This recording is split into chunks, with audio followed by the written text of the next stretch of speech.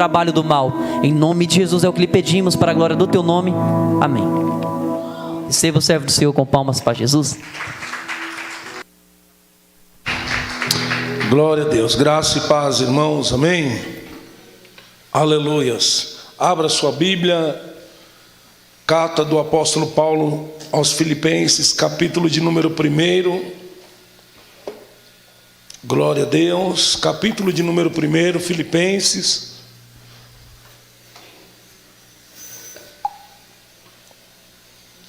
O versículo é o de número 27.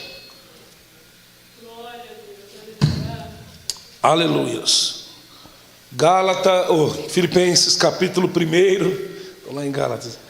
Capítulo 1, versículo de número 27. Nós vamos ler até o 30, amém?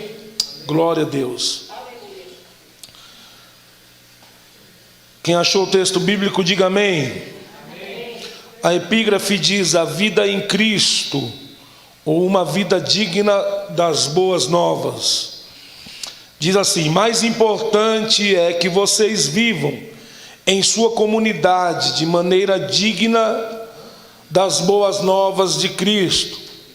Então, quando eu for vê-los novamente, ou mesmo quando ouvir a seu respeito, sabereis que estão firmes, unidos em um só espírito, em um só propósito, lutando junto pela fé que é proclamada nas boas novas.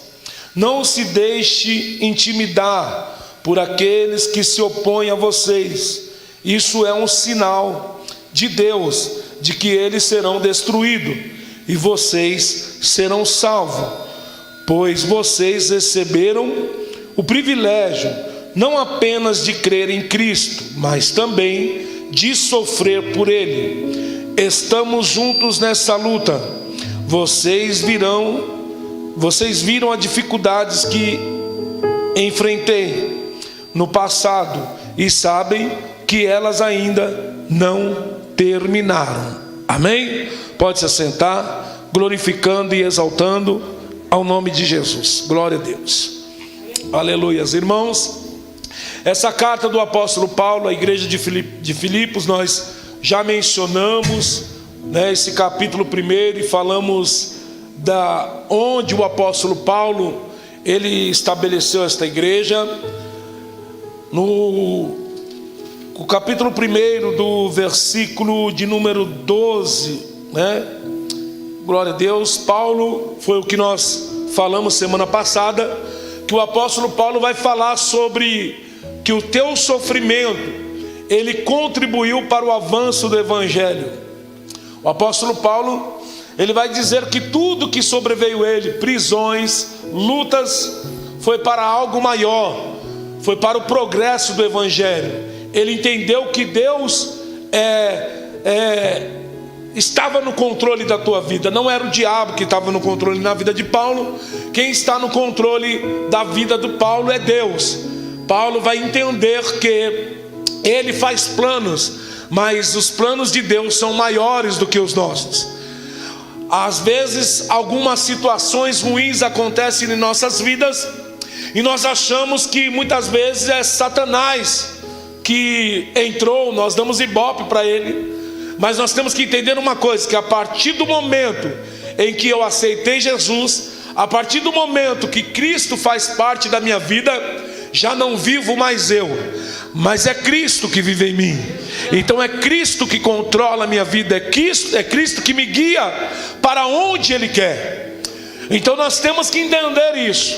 Jó, ele disse isso. Jó, ele falou: depois do teu sofrimento, eu creio que até o adversário queria ouvir que o diabo entrou na minha vida, acabou com a minha vida, mas Jó não disse isso. O que Jó disse foi: Deus me deu, Deus tomou, bendito seja o nome do Senhor. O adversário não tem controle sobre a minha vida e sobre a tua vida. O apóstolo Paulo, ele vai dizer no capítulo 14 tudo que contribuiu para o teu sofrimento. E o versículo de número 25 vai falar: ciente disso, estou certo de que continuo continuarei vivo para ajudar todos vocês a crescer na fé e experimentar a alegria que Ele traz. O 26. E quando eu voltar, terão ainda mais motivos para se orgulhar em Cristo Jesus, pelo que Ele tem feito por meu intermédio. Aí o apóstolo Paulo vai encerrar isso, dizendo que ele fala, né, que o morrer para ele era lucro.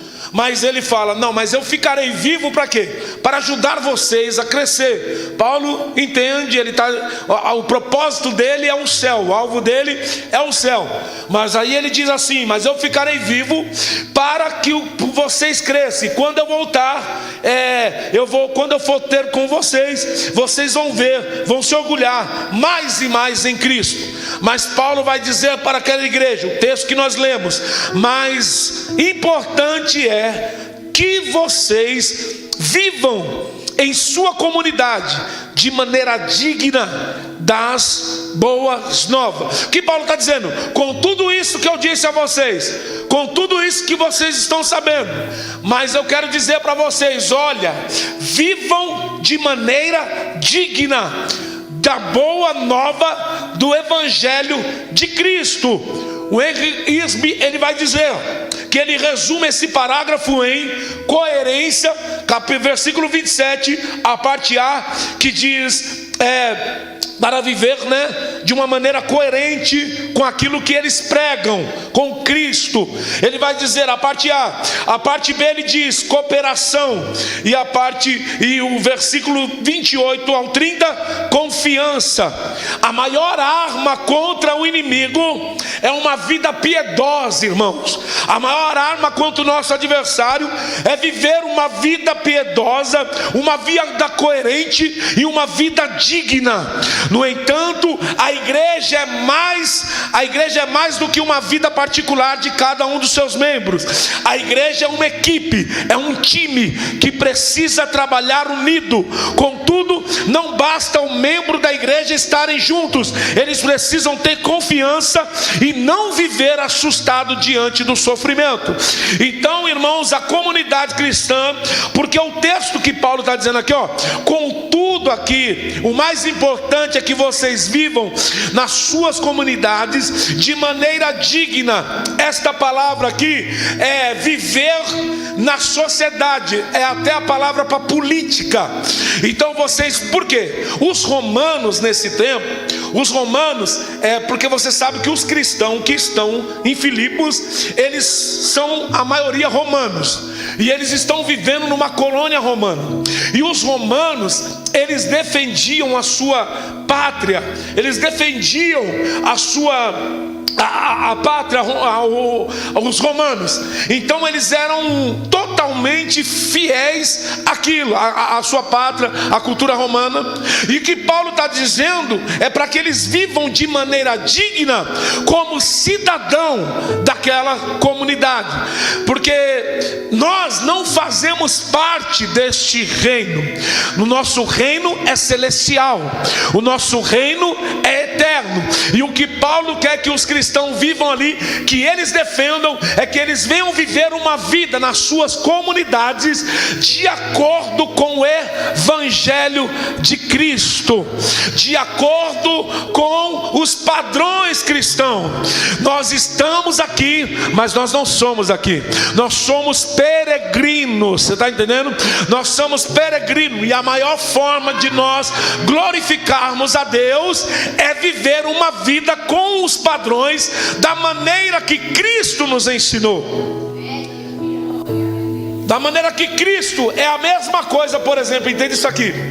Eu ouvi essa ilustração e achei interessante. É a mesma coisa de nós, daqui do Brasil, enviar um embaixador lá para os Estados Unidos e ele não saber falar inglês. Isso é uma decadência, né? Porque se ele é embaixador lá nos Estados Unidos, ele tem que falar inglês. Só que ele vai representar quem lá? O Brasil. Ele vai representar a nossa pátria. Por mais que muito tempo ele fique lá, ele pode se acostumar com a cultura de lá, mas ele ele vai poder falar assim: não, agora, se ele é embaixador do Brasil, ele não pode chegar lá e dizer: já que eu me acostumei com a cultura aqui, eu vou abrir mão da minha pátria, eu vou abrir mão, eu não sou mais cidadão brasileiro. Ele pode fazer isso? Não, se ele é embaixador do Brasil, ele não pode. É isso que Paulo está dizendo, que nós, por mais que nós vivemos aqui, com a cultura aqui, o que nós temos que defender é a nossa pátria, não é a pátria terrena. E Paulo está dizendo: viva de modo digno, viva de modo coerente. E a primeira coisa, primeiro ponto que nós vamos aprender neste pequeno versículo é viver de modo digno ao Evangelho de Cristo. As boas novas aqui é o Evangelho. Eu já disse a vocês que o Evangelho, ele não é um bom conselho. O Evangelho, ele é uma boa notícia, tá bom? Glória. Quando o Evangelho entra, não tem mais má notícia. Quando o Evangelho entra, é somente boa notícia. Glória a Deus. Então Paulo, nesse texto, ele fala sobre a conduta do cristão e na sua cidadania. Ou seja, a teologia que nós pregamos, ela tem que produzir vida. A teologia que nós pregamos, a palavra que nós pregamos, ela tem que ser coerente com aquilo que nós vivemos. Você está entendendo?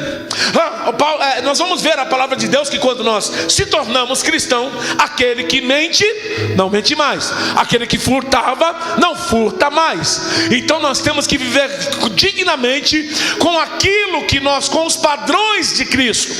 E quando nós vamos viver esse padrão de Cristo, nós vamos causar desconforto no mundo.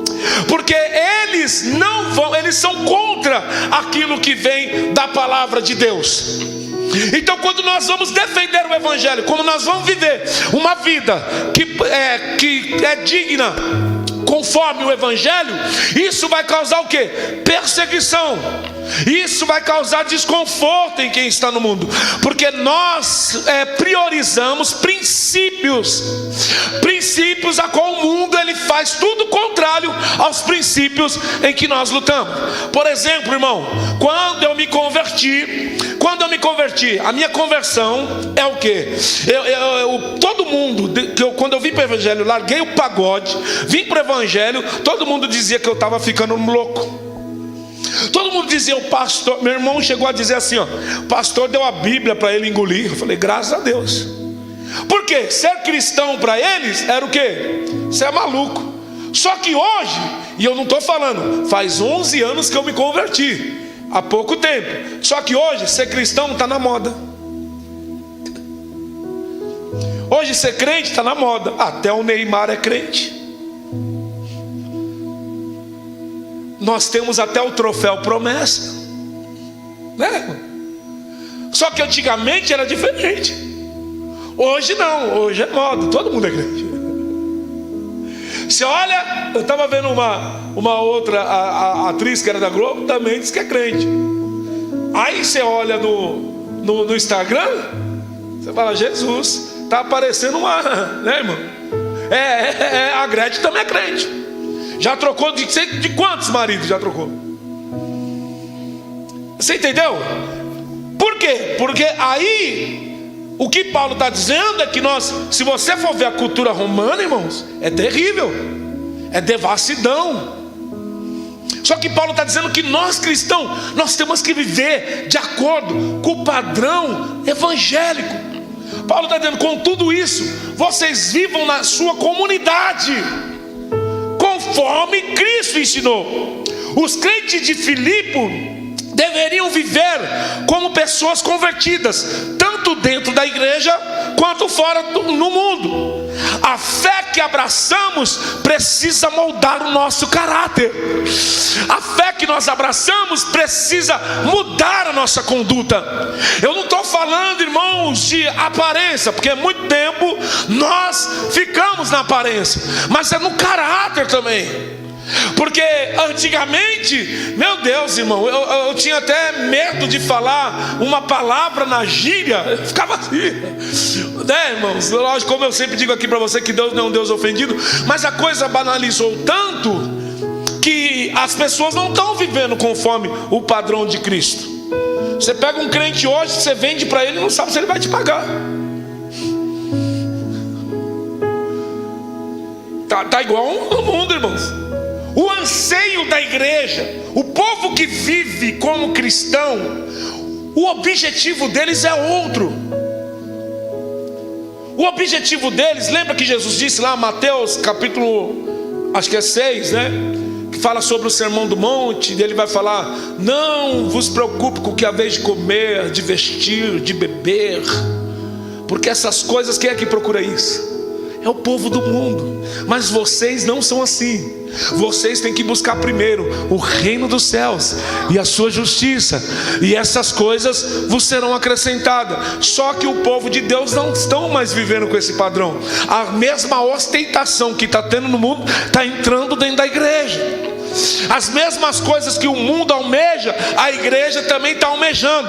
Mas os crentes, eles têm que viver um padrão de Cristo, o padrão que Jesus vivam de maneira digna, como o evangelho de Cristo. É isso que Paulo está dizendo. A vida do cristão, como diz um grande escritor, é o quinto evangelho. Sabia disso? É a página da Bíblia que o povo mais lê. Porque o povo no mundo, ele não lê a Bíblia, mas ele lê a tua vida. O povo no mundo, eles não conhecem a palavra, mas ele vai ver através de você. É através de você. Eu já disse aqui, irmão, uma coisa é odiar em nós por causa de Cristo, outra coisa é odiar em Cristo por nossa causa. É uma coisa totalmente diferente. Mas as pessoas, elas não conhecem a palavra, mas a nossa vida cristã é o quinto evangelho. Não tem os 4 evangelhos? A nossa é o quinto. É o que o povo mais lê. É a nossa vida. Paulo está dizendo aos crentes de Filipe que assim como os romanos valorizam a cidadania romana, devem também valorizar ainda mais a honrada posição que ocupa como cidadão do céu. Olha o versículo 3, o capítulo 3, de Filipenses, o capítulo de número 3, o versículo de número 20. Glorificado é o nome do Senhor. Olha o que Paulo vai dizer: nossa cidadania, no entanto, vem do céu, e de lá aguardamos ansiosamente a volta do Salvador, o Senhor Jesus Cristo. A nossa cidadania é da onde? Do céu. A nossa cidadania não é da terra. E é isso que Paulo está dizendo, que nós temos que viver conforme o padrão do céu, não o padrão da terra. Oh glória. Então, irmãos, a nós olhando para o contexto dos nossos dias hoje, será que estamos vivendo como cidadãos do céu? Isso fala do andar do crente. Efésios capítulo 4, versículo 1. Isso fala do andar do crente. Olha o que Paulo vai dizer também em Efésios capítulo 4, versículo 1. Portanto, como prisioneiro no Senhor, suplico-lhes que vivam de modo digno do chamado que vocês receberam. Glória a Deus. Paulo exorta por diversas vezes como nós devemos andar. O andar do crente é dessa maneira. Eu rogo a vocês que vocês andem da maneira digna que vocês foram colocados. Você é cidadão do céu. O que é que você tem que propagar? A tua vida tem que ser como? Quando as pessoas olham para você, elas têm que ver o quê? Eu como cidadão do céu. Colossenses capítulo de número 1, versículo de número 10. Também Paulo exorta também a igreja de Colossos. Olha o que ele diz: então vocês viverão de modo a sempre honrar e agradar ao Senhor, dando todo tipo de bom fruto e aprendendo a conhecer a Deus cada vez mais. Glória. Então vocês viverão de modo para agradar a quem? A Deus. Eu tenho que agradar quem? Somente ao Senhor. Agradar somente a Ele e não a sociedade em que eu estou vivendo. Porque agradando a Deus, a sociedade ela vai enxergar Cristo Cristo em mim. E ela vai ver a minha conduta, a minha vida, oh glória a Deus, e através da minha vida vai dizer: esse é cristão de verdade. Porque nós, como luz do mundo, nós temos que iluminar o mundo. Nós trouxemos aqui a exposição da carta aos Gálatas, e fala dessa luz, que nós somos essa luz do mundo, e que nós, quando nós Gálatas não, perdão, em Efésios, perdão, que diz a palavra do Senhor, eles vão dizer que nós devemos denunciar o que? As coisas erradas, das pessoas que fazem as coisas erradas. Porque através de nós cristãos denunciando, eles vão saber o que é certo, porque o mundo vive em pecado. Mas nós, como luz do mundo, vai refletir, eles vão enxergar. Nós iluminando eles, eles vão enxergar o que? A sujeira deles.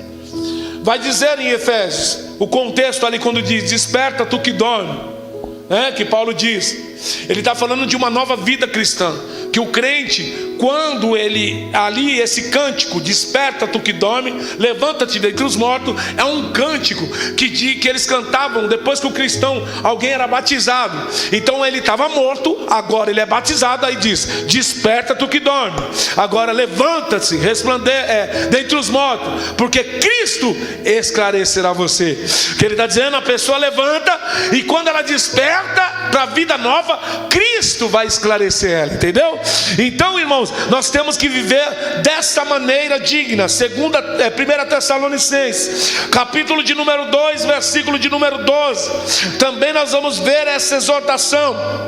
1 Tessalonicenses capítulo 2, o versículo de número 12 diz isso: glória a Deus, aconselho, incentivamos e insistimos para que vivam de modo que Deus considere digno, pois Ele o chamou para terem parte em seu reino, em sua glória. Olha, Paulo suplicando e dizendo: irmãos, vivam, eu suplico, eu repito a vocês, olha a importância, aconselho, insisto, que vivam de modo que Deus considera digno, os padrões de Deus, a maneira de Deus. Então Paulo exorta a igreja de Cristo, aleluia, glorificado é o nome do Senhor. Última referência, Tiago, capítulo de número 3, versículo de número 13, olha o que Tiago vai dizer: se vocês são sábios e inteligentes, demonstrem isso vivendo honradamente, realizando boas obras com humildade que vem da sabedoria. Eita glória, isso aqui é forte. Se vocês são sábios, glória a Deus, vivam de maneira o que? Digna, vivam de maneira honradamente, realizando o que? Fruto. Você foi chamado para dar fruto, você foi chamado para frutificar. Eu fui chamado para frutificar. Você não foi chamado para, irmãos, exaltar os seus dons espirituais. Não, você foi chamado para dar fruto. Jesus mandou identificar um falso profeta. É através do quê? Dos frutos. Então todo cristão, ele foi chamado para dar fruto. Glória a Deus. Senão nós só vamos ser um sal insípido, que não presta para nada. Glória. Mas nós temos que viver honradamente, da maneira que Cristo Ele quer. Glorificado é o nome do Senhor. Vocês são sábios e inteligentes. A sabedoria que vem de Deus não é a mera capacidade intelectual e nem uma coleção de informações. É, na verdade, percepção prática do entendimento espiritual que expressa em retidão e moral. Porque se eu não dar fruto, eu só vou ser um depósito de informações. Se eu não pôr em prática aquilo que eu aprendo, eu vou ser somente um depósito de informações. Tem gente que não é muito bom de informação. Você vê, se você olhar nas redes sociais aí, você vai ver que tem tantas pessoas entendidas da palavra de Deus, ela conhece a palavra de Deus, mas você olha, não tem vida frutífera. Elas conhecem, coloca versículos bonitos, coloca exortações lindas, mas você olha na prática da vida delas, a vida delas não condiz com aquilo que elas conhecem das Escrituras. Então o que o Paulo está dizendo é: viva a sua cidadania, viva neste mundo de acordo com o padrão do Evangelho das boas novas. Amém, irmãos? Estão entendendo? Aqui, glória a Deus. Segundo tópico: unidade no trabalho. Unidade no trabalho. Nós vamos ver aqui que Paulo vai dizer, a parte B: então, quando eu for vê-los novamente, ou mesmo quando eu ouvir falar ao seu respeito, sabereis que estão firmes e unidos em um só espírito, em um só propósito, lutando junto pela fé que é proclamada pelas boas novas. A parte B está dizendo isso aqui. Paulo está dizendo: porque quando eu voltar, eu vou ouvir falar de vocês, que vocês estão unidos. Glória a Deus. Por que Paulo está dizendo isso? Porque essa igreja, irmãos, essa igreja de Filipos, ela estava dividida. Ela estava sendo tocada. Ela estava sendo tocada numa área vital, que é quebra de comunhão. Aonde que eu vejo isso, pastor? Aqui, ó, no capítulo 2. No capítulo 2 aí mesmo, você vai ver, ó, alguma motivação por estar em Cristo, alguma consolação que vem do amor, alguma comunhão no Espírito, alguma compaixão e afeição. Então completem a minha alegria, concordam sinceramente uns com os outros, amando-se mutuamente e trabalhando junto, com a mesma forma de pensar, em um só propósito. Paulo vai dizer isso: os seus membros estavam fazendo a obra de Deus, mas dividido. Era um povo que estava fazendo a obra, mas estava dividido. Eu já falei que era uma igreja que contribuía para o ministério de Paulo. Era uma igreja que ajudou Paulo no seu ministério, ficou do lado dele, até mesmo ele preso. Paulo aqui está escrevendo esta carta, ele está dentro de uma prisão. Por isso que Paulo está dizendo: quando eu voltar, quando eu for com vocês.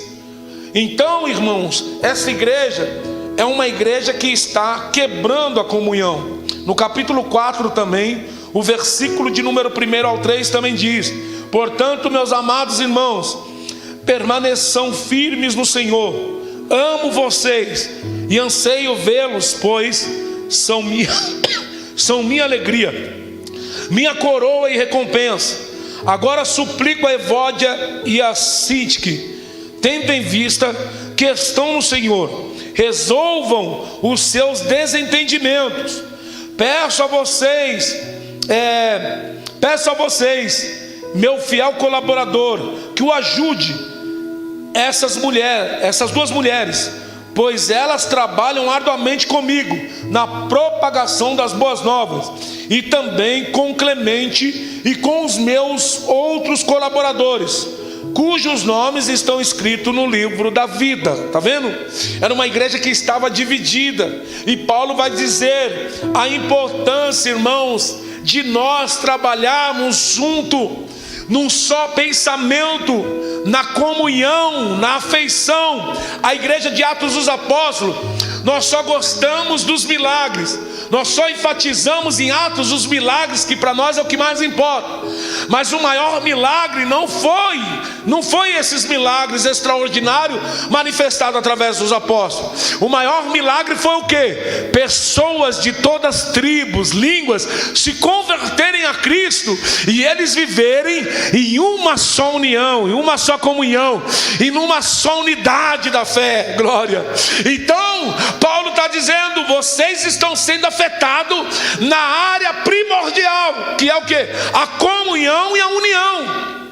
Nós temos que ter unidade no trabalho, e temos que estar no mesmo propósito. Abra sua Bíblia, primeira carta de apóstolo Paulo à igreja de Corinto. Glorificado é o nome do Senhor. O capítulo de número 1, primeira carta de Paulo à igreja de Corinto, capítulo de número 1, o versículo de número 10. Estava havendo a dissensão na igreja de Corinto, estava havendo desunião. Era uma igreja cheia do poder, era uma igreja cheia do Espírito Santo. Eles tinham todos os dons, e Paulo chega a dizer: mas vocês são carnais. Olha o que Paulo vai dizer: irmãos, suplico-lhes em nome do Senhor Jesus, glória de Jesus Cristo, que vivam em harmonia uns com os outros, e ponha fim às divisões entre vocês. Antes, tenham o mesmo parecer, unidos em pensamentos e propósito. Olha a importância, irmão. Olha o que Paulo está dizendo para esta igreja: eu quero suplicar a vocês, porque uma igreja que estiver na comunhão, na união, o diabo não para. Uma igreja que estiver na comunhão, irmãos, não tem brecha para que Satanás entra. Satanás, ele gosta de divisão. Satanás, ele gosta de acabar com a igreja, tirando uns com os outros. Glória a Deus. Segunda carta de Paulo aos Coríntios, capítulo 13, o versículo de número 11. Glória a Deus. Diz também: irmãos, encerro a minha carta com estas últimas palavras: alegrem-se, cresçam até alcançar a maturidade, encorajem-se mutuamente, vivam em harmonia e paz. Então o Deus de amor e paz está com vocês. Olha, glória. Olha, glorificado é o nome do Senhor. Sabe o que é isso, irmãos? Isso é a prova que nós estamos vivendo de uma maneira conforme o padrão evangélico. Jesus não disse que a igreja seria conhecida pelos dons espirituais. Jesus não disse: ó, vão saber que vocês são meus discípulos. Sabe quando? Quando vocês profetizar. Foi assim que ele falou? Foi assim que ele falou quando vocês pregar? Foi assim que ele falou quando vocês tocarem? Não. Jesus disse: nisto saberão que sois meus discípulos, quando amareis uns aos outros. Oh, glória. É nisso que eles vão saber. Por quê? Porque quando o povo do mundo olhar para nós, vai dizer: nossa, olha como eles se amam, olha como eles são unidos. Vai dizer que quando você entrou na igreja você não pensou isso? Você não olhou assim e falou: meu Deus, esses crentes tudo bonitinho.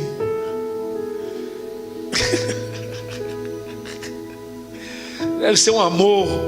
Paulo não está dizendo que não vai ter erro, irmãos. Paulo não vai dizer. Se você olhar para a igreja de Atos dos Apóstolos, ela crescia na comunhão, na união, no partir do pão. Só que a Bíblia vai dizer que as mulheres dos gregos e as viúvas ficavam de fora. Então vai ter problema, porque a igreja sempre teve problema. Tem gente que diz assim: pastor, eu quero uma igreja certa. Se você encontrar certa, sai dela, porque você vai estragar ela. Porque não tem. São seres humanos que pensam muitas vezes de maneira diferente. Tem, como se diz, eles são de maneira diferente. Você vê, Pedro era estourado, João já era um amor, mas João antes era o filho do trovão. O filho do trovão é alguém calmo? Entendeu? Então isso não quer dizer que não vai ter erro. Isso não quer dizer que a igreja não vai errar, irmãos. Só que nós temos que viver o quê? Em harmonia, em um só pensamento, em amor, em comunhão. Porque é nisso que o mundo vai olhar e vai dizer. Porque, irmão, a coisa que eu mais fico... Eu já falei isso aqui, irmãos. Hebreu defende hebreu. A coisa mais triste é você entrar numa condução e ver crente falando mal de crente e os ímpios ouvindo.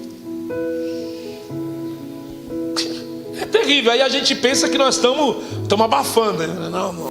É que eu estou mostrando para eles, porque a maneira de as pessoas falarem mal de outras é só para vangloriar ela mesma. Eu já disse aqui na carta de Gálatas, né? Que ele quer provar que ele é o cara. Não, eu sou crente diferente desses aí. Esses aí, mas eu não.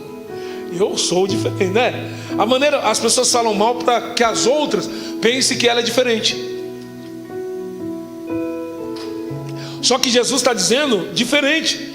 que nisso saberão que vocês são meus discípulos, quando vocês amarem uns aos outros, quando vocês pensarem o mesmo Espírito. Aqui a Bíblia diz, em um só Espírito. Isso fala de afeição, de como nós sentimos diante das pessoas e reagimos a elas. Isso fala acerca das coisas que realmente são importantes. Essa palavra do mesmo Espírito fala de afeição, da mesma alma. A alma é onde nós temos os nossos sentimentos. E outra coisa que eu aprendo aqui, outra coisa que eu aprendo nisso: você não foi criado para viver sozinho, tá? Você não foi criado para viver sozinho. Você foi criado para viver uns com os outros. Esse negócio, não, pastor, meu negócio é sozinho. Não, você está errado. Isso não é igreja. Igreja, eu sou templo. Templo sozinho é egoísmo. Igreja é comunidade. É quando nós nos ajuntamos aqui. É por isso que é a importância do culto presencial. Eu falo para os crentes, né, irmão? Tem crente que ele não veio para o culto para ele assistir pelo YouTube. E isso não é cultuar. Você pode receber informações, mas você não está cultuando. Você pode receber conhecimento, mas você não está cultuando a Deus. Sabia? O YouTube que a gente transmite é para alcançar o não crente ou pessoas de longe, ou pessoas que não podem estar no culto. Agora, crente que pode estar no culto e está lá na internet e achando que está cultuando a Deus, está nada. Culto é quando nós nos reunimos aqui. Paulo disse: quando vocês se reunirem. Glória a Deus. Aí um tem salmo, um tem cântico, né? Vocês vão cultuar a Deus. É unido. Você não está para ser sozinho. Você não nasceu para viver sozinho. E isso fala do que? Desta comunhão em só Espírito. É afeição. Um irmão tem afeição por outro. Mas infelizmente hoje em dia o negócio está feio, né, irmão?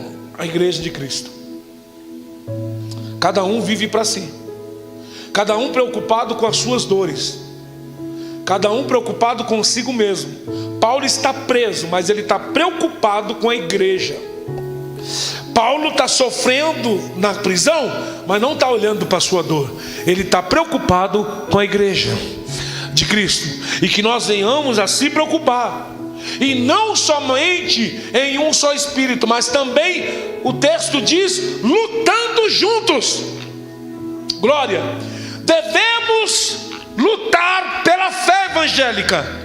A igreja não é apenas um amontoado de gente vivendo num parque de diversão, mas um grupo de atletas trabalhando junto pelo mesmo objetivo.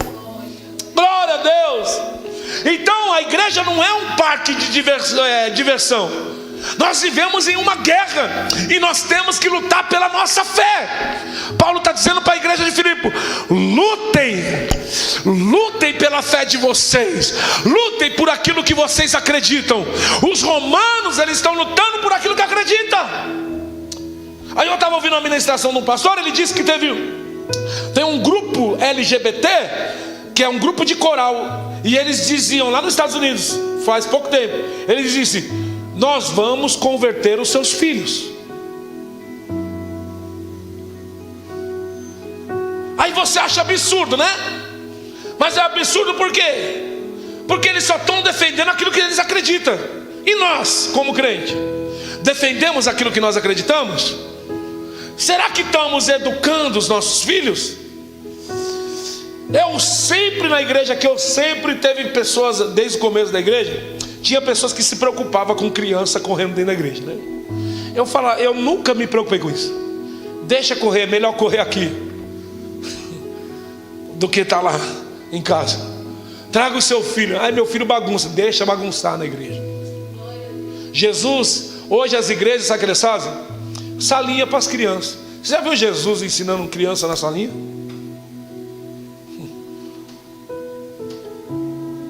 O texto diz que Jesus, quando estava ensinando, ele multiplicou os pães e peixes. Depois vai dizer lá: havia 5.000, fora mulheres e crianças. Elas estavam no meio. Jesus nunca teve salinha para criança, mas nós não.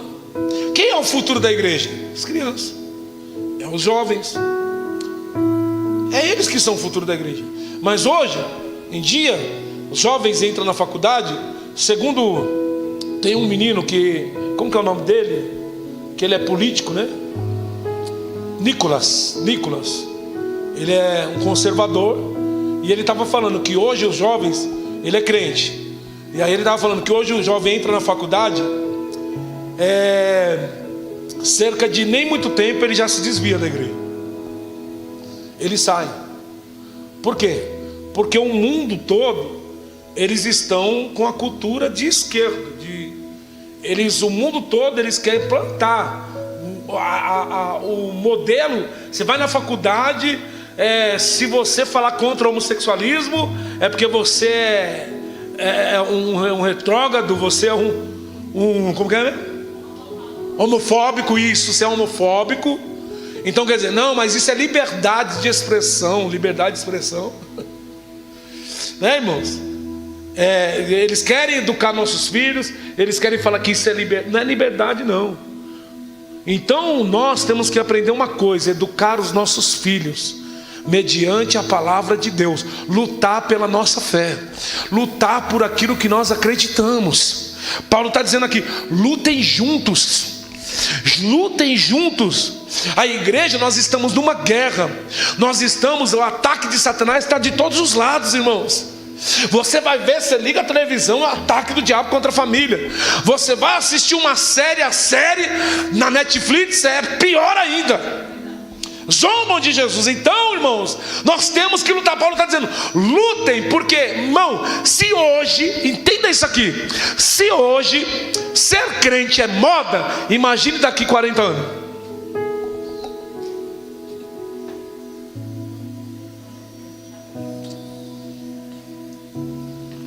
Imagine a igreja na época do seu filho agora, quando ele for adulto. E se nós não lutarmos, nós temos que passar. Porque Paulo, ele vai dizer, né, aqui também, lutando juntos e também na unidade da fé. A igreja precisa ter unidade doutrinária, precisa lutar não por modismo, doutrinas de homens, mas pela fé evangélica. Fora da verdade não há unidade, fora da verdade bíblica não há unidade. O que diz lá em Efésios capítulo 4, versículo de número 1. Capítulo 4, Efésios, capítulo de número 4, o versículo de 1 a 6. Olha o que diz: portanto, como prisioneiro, suplico-los que vivam de modo digno, chamado que receberam. Sejam sempre humildes e amáveis, tolerando pacientemente uns aos outros em temor. Façam tudo o possível para se manter unidos no Espírito, ligados pelo vínculo da paz. Pois há um só corpo, um só Espírito, assim como vocês foram chamados para uma só esperança. 5. Há um só Senhor, uma só fé, um só batismo, um só Deus e Pai de todos, o qual está sobre todos, em todos e vive por meio de todos. Então Paulo está dizendo: vocês estão unidos em uma só fé. Paulo, ele vai exortar que nós estejamos firmes juntos, lutando pela fé evangélica. Paulo, ele também vai dizer ao jovem Timóteo que nos últimos dias muitos se apostatarão da fé, indo em doutrinas de homens, seguindo doutrinas de homens e de demônios. Então Paulo, ele exorta Timóteo a isso.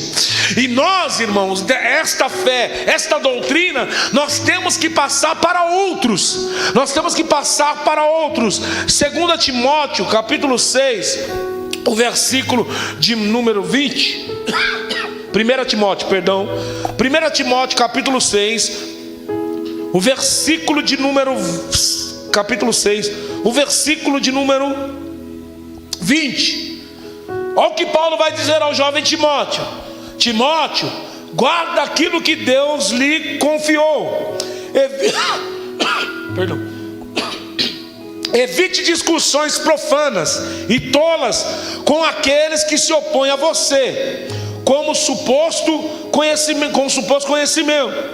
Alguns se desviaram da fé por seguirem estas tolices. Então Paulo está exortando Timóteo: olha, Timóteo, guarde aquilo que Deus confiou em você.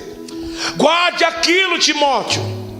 Guarde como um bom depósito. Guarde. Nós temos que guardar a sã doutrina.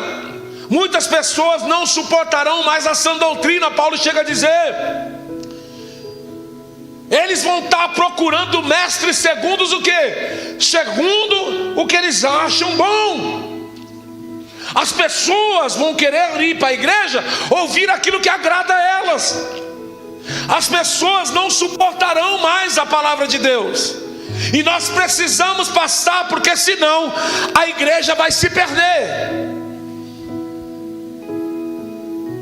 Se Deus não tiver misericórdia de nós e nós não orarmos pelo avivamento, pô, irmãos, um culto como esse, ensinamento da palavra, era para estar lotado, era para estar igual um congresso, mas não está como um congresso. Por quê? Porque o povo gosta de evento, não gosta de aprender. Aí você vai perguntar alguma coisa da Bíblia, aí fala: pastor, não sei, o que é isso? Coisa simples. Mas também tu não vem para a doutrina, você não vem para o ensinamento, você quer o quê? E nós precisamos passar isso uns para os outros. Nós precisamos passar. Glória a Deus.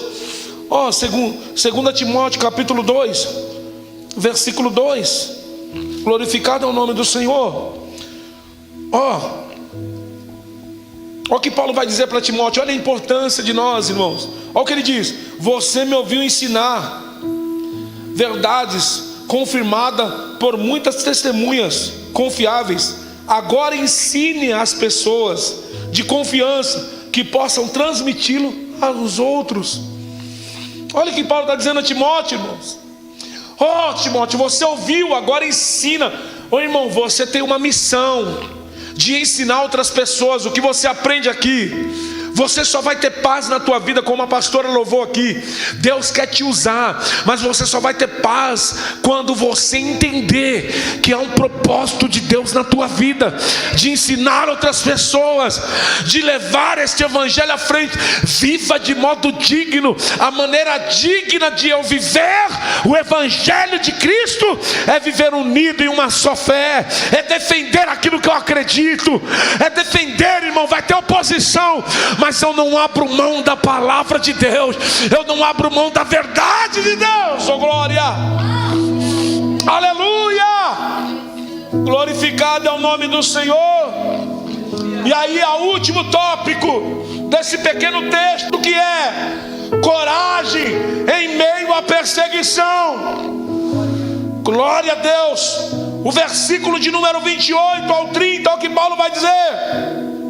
Capítulo 1, Filipenses 28 ao 30. Não se deixe intimidar por aqueles que se opõem a vocês. Isso é um sinal de Deus, que eles serão destruídos e vocês serão salvos, pois vocês receberam o privilégio não apenas de crer em Cristo, mas também de sofrer por Ele. Estamos juntos nesta luta. Vocês viram a dificuldade que enfrentei no passado e sabem que elas ainda não terminaram. Glória a Deus, aleluia. A igreja de Filipos estava enfrentando uma ameaça interna, que quebra da comunhão, em uma ameaça externa, que era a perseguição. E Paulo os exorta a trabalhar unido e também enfrentar os adversários sem temor, sabendo que o padecimento por Cristo é uma graça. Meu Deus, oh glória. Sabendo que o quê? Que eu sofrer por Cristo é uma graça. Isso é sinal que a graça de Deus está sobre a minha vida. Aqueles que não se opõem, eles serão destruídos, mas vocês serão salvos. Glória a Deus, aleluia, aleluia. Por quê? Porque o Senhor está do nosso lado. Deuteronômio capítulo de número 31, versículo 6. Deuteronômio capítulo de número 31, versículo de número 6. Glória a Deus, olha a palavra que diz: o Senhor destruirá glória a Deus, 31 isso. O Senhor destruirá não. Portanto, sejam fortes e corajosos, não tenha medo e não se apavorem diante deles. O Senhor seu Deus irá diante de vocês, e Ele não os deixará, nem o abandonará. Oh glória! Não tema diante de oposição, porque o nosso Deus está do nosso lado. Ele jamais nos abandona. Por que, pastor, Ele não me abandona? Porque Ele me comprou. Não foi com ouro, não foi com prata, mas Ele me comprou pelo sangue precioso de Jesus Cristo. Então Deus te convida agora, nesta noite, a ser firme, a defender este evangelho e não temer diante das pessoas que se opõem ao Cristo, que se opõem ao evangelho de Cristo. Porque, ei, deixa eu dizer uma coisa: esses irmãos estavam enfrentando aqueles judeus também que se converteram, porque eles estão também querendo impor cultura judaica, eles estão querendo se opor a Cristo. Oh glória! Não, mas só que Paulo está ensinando eles: vocês não devem temer em meio à perseguição. Eles vão ser destruídos, mas vocês são salvos, vocês serão salvos. Glória! Aleluia! Aleluia! E Paulo vai dizer: porque para vocês foram dado a graça, pois vocês receberam um privilégio, não de apenas crer em Cristo, mas também de sofrer por Ele. Oh glória! Também de sofrer por Cristo, pois até mesmo a perseguição à igreja vem da parte de Deus. Sabia disso? Até a perseguição vem da parte de Deus. É bem verdade que somente pela fé que vem pela graça pode o sofrimento ser considerado um privilégio. É somente pela essa graça que nos alcançou. Amém? Então nós tivemos o privilégio não somente de crer, mas também de sofrer por Cristo. A expressão em nada mais estáis intimidados contém um verbo expressivo que sugere um tropel de cavalos assustados. A palavra no original aqui, ela dá esse sentido: não se apavorem, que dá um sentido de, sabe, um tropel, um monte de cavalo tudo assustado. É assim que Paulo está dizendo. Paulo tem certeza de que seus inimigos não explodirão em desordem sob a pressão da perseguição. Paulo diz ainda: a igreja, que embora separada geograficamente, está listada na mesma batalha. Glória! Embora a igreja separada, aí Paulo vai dizer: e nós estamos juntos. Estamos juntos nesta peleja. Um grande escritor, ele diz que os planos de Deus incluem sofrimento das igrejas.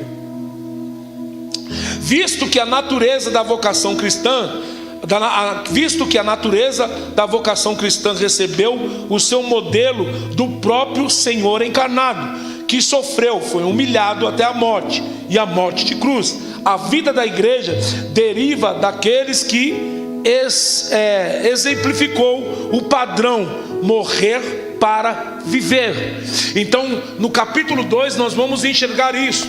Vamos ver lá que Paulo diz: e que haja em vocês, depois nós vamos aprender isso, o mesmo sentimento que houve em Cristo Jesus, que mesmo sendo Deus, não teve por usurpação ser igual a Deus, antes aniquilou-se a si mesmo, na forma de servo, sofreu até a morte de cruz. Se o servo não é maior que o seu Senhor, se meu Senhor sofreu, por que eu não vou sofrer? A perseguição, a mesma maneira que perseguiram Cristo, a igreja vai ser perseguida. Isto é a permissão do próprio Deus. Então esse negócio de que vem para Jesus que a sua vida vai ser maravilhosa, isso aí é ilusão, irmão. Nós estamos numa batalha. Jesus disse que o mundo iria nos odiar por causa dele. O mundo iria odiar os cristãos. E se não está odiando, é porque alguma coisa está errada. Dessa forma não há absolutamente nada incoerente, nem inconsistente no destino dos cristãos como comunidade perseguida, inserida em um mundo hostil. Então não há incoerência nisso, porque nós estamos no mundo hostil. Então nós vamos ser perseguidos, nós vamos ser, irmãos, perseguidos por causa de Cristo. Eu vi hoje um post que era: a igreja primitiva estava disposta a morrer por causa de Cristo. Hoje os cristãos não estão nem dispostos a viver por causa de Cristo, nem viver sua vida. O povo está terrível, o povo de Deus. Eu até falei para o pastor Max, teve uma frase de Policarpo, que ele foi preso por Roma, que queria que ele adorasse César, e ele disse: não. Aí falaram assim: ó, nega o seu Cristo, Policarpo. Policarpo disse: senão você vai ser queimado na fogueira. Ele disse: eu sirvo o meu Jesus há, acho que é 90 anos, e ele nunca me fez mal algum. Por que eu negaria? Isso é forte, hein? Eu sirvo a ele há 90 anos e ele nunca me fez mal. Imagina. Nós passamos hoje uma aprovação, ficamos desempregados, já ficamos tristinhos com Jesus. E nega ele. Hoje ninguém está disposto a morrer, irmão. Se entrar agora a viatura da rota aqui, com a arma, e dizer: nega Cristo, você vai levar uma bala na cabeça, o que você vai fazer? Agora, vamos fazer um teste agora. Você vê como que está a nossa fé? Sabe o quê? Que a gente quer ficar aqui. A gente quer ter casa aqui, a gente quer ter carro aqui, a gente quer andar no luxo aqui, né? Mas nós não estamos vivendo como cidadão do céu. Mas o que Jesus nos traz aqui, irmãos, é viver uma vida juntamente com Ele. Que capítulo 2, o versículo 15 diz: de modo que ninguém possa acusá-lo. Levem uma vida pura e inculpável, como filhos de Deus, brilhando como luzes resplandecentes num mundo cheio de gente corrompida e perversa. Olha, essa tradução aqui eu amo. Falei: rapaz, eu não estava mais usando essa Bíblia, mas eu falei: eu tenho que usar ela, porque a tradução dela, você vê, num mundo corrompido, mas que nós venhamos brilhar como um luzeiro. Amém? Enquanto muitos pregam que a glória é insígnia de todo cristão, Paulo afirma que a marca distintiva do crente é a cruz. O sofrimento por causa do evangelho não é acidental, mas é um alto privilégio, nada menos do que um dom da graça de Deus. Amém? Então, irmão, o que Paulo está dizendo aqui para os filipenses é: vivam de modo do padrão das boas novas. Sobretudo, vivam desta maneira. E qual que é a marca que eu estou vivendo dessa maneira? Vivendo na união, vivendo em uma só fé. Glória a Deus, defendendo a fé e suportando perseguição. Quando eu suporto a perseguição, quando eu suporto a luta e defendendo aquilo que eu acredito, isso mostra que eu estou vivendo segundo o padrão do evangelho. Se você vê pessoas não vivendo conforme isso aqui, eles não estão vivendo segundo o padrão do evangelho de Cristo. O padrão do evangelho de Cristo é sofrimento, é luta, mas sabemos que em tudo está o controle e a mão poderosa de Deus. Por isso que nós não podemos temer, não devemos temer nenhuma perseguição, nem o mal, porque Deus está do nosso lado, está conosco. E Paulo disse, alertando os filipenses: vocês lembram de tudo que eu passei, e vocês estão vendo como eu estou alegre, como que é a minha alegria. Depois você vai ver os capítulo 4, versículo 4, ele diz: alegrai-vos no Senhor. Outra vez digo, alegrem-se. Glória a Deus. Eu me alegro por causa do Evangelho. Eu passo luta por causa do Evangelho. O que eu quero defender não é a minha causa. O que eu quero defender é o Evangelho de Cristo. Amém? Oh, glória a Deus. Então, irmãos, que nós venhamos aprender com este pequeno versículo tantas coisas preciosas que o Senhor nos ensinou nesta noite. Amém? Se coloque sobre os pés. Vamos orar, agradecer a Deus. Glória a Deus, aleluia. O nome do Senhor vai ser glorificado. O nosso caminho é um caminho de cruz, mas saiba que no final vai dar tudo certo. Oremos. Senhor nosso Deus, obrigado, Pai. Obrigado por tudo que o Senhor fez, ó Deus. Pai amado, e falou ao nosso coração, e que teu Espírito Santo continue falando ao coração de cada um. Glorifica o teu nome, Pai. Os irmãos também que nos acompanharam pela live, vai de encontro, Pai. Deus da glória, vai de encontro, Senhor meu Deus Todo-Poderoso, para que eles, Senhor meu Deus, venha despertar para viver o Evangelho de Cristo, para viver segundo o padrão que o Senhor nos ensinou. Em nome de Jesus, Pai, é o que nós te pedimos e te agradecemos. Amém, Jesus. Amém, irmãos? Amanhã, tarde da bênção, tá? Tarde da bênção mudou para amanhã, quarta-feira, às 14h30, tá bom? Então estejam aqui, quem puder, venha em nome do Senhor Jesus. Tarde da bênção, quinta-feira e também amanhã consagração às 9 da manhã. Nós estamos 21 dias consecutivos. Hoje foi o segundo dia, amanhã é o terceiro dia de consagração às 9 da manhã até às 10. E à noite, quinta-feira da constância profética, quinta-feira profética, constância. Amém?